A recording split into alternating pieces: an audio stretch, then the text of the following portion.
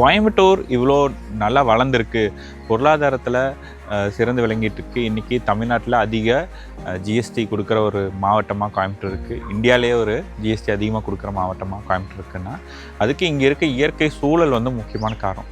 இதுக்கு மேற்கு தொடர்ச்சி மலை, அதுக்கு மேற்கு தொடர்ச்சி மலை அடிவாரத்துலேருந்து உற்பத்தி ஆகி வர நொய்யலாறு கோவை மாவட்டத்து முழுவதுமாக இருக்கிற குளங்களுக்கெல்லாம் தண்ணீர் கொடுத்துட்டு திருப்பூர் மாவட்டம், கரூர் மாவட்டம் வழியாக போயிட்டு காவேரியில் கலக்குது. தமிழ்நாட்டுக்கு பார்த்திங்கன்னா காவேரி வந்து ஒரு மூலமாக இருக்குது. காவேரி தான் வந்து தமிழ்நாட்டுடைய விவசாயத்துக்கு மூலமாக இருக்குது, குடிநீருக்கு மூலமாக இருக்குது.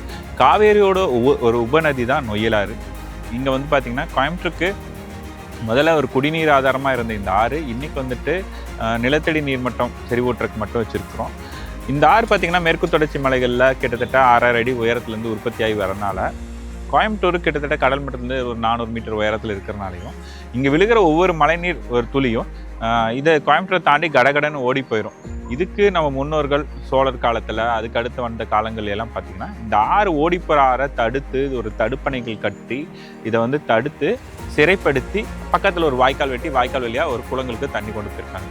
இந்த குளங்களில் தண்ணி நிற்கிறனால நேரடியாக பாசனத்துக்கும் மறைமுகமாக பார்த்திங்கன்னா நிலத்தடி நீர்மட்டம் உயரக்கும் குடிநீர் ஆதாரத்துக்கும் பல உயிரினங்கள் வாழிடமாகவும் இந்த குளங்கள் இருந்திருக்கு.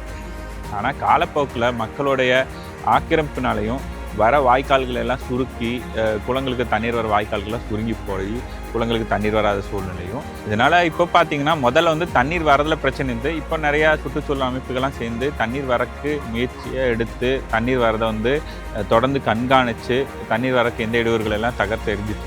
ஆனால் இப்போ கழிவுநீர் வந்து பெரிய பிரச்சனையாக இருக்குது. கோவை மாவட்டங்கிறது கிட்டத்தட்ட ஒரு 20 லட்சம் மக்களுக்கு மேலே கோவை மாநகராட்சியில் பகுதியில் வந்துருக்காங்க. இந்த மாநகர பகுதியில் வாழ்கிற அத்தனை மனிதர்களோட கழிவுநீரும் நொய்யலாற்றில் விடப்படுகிறது.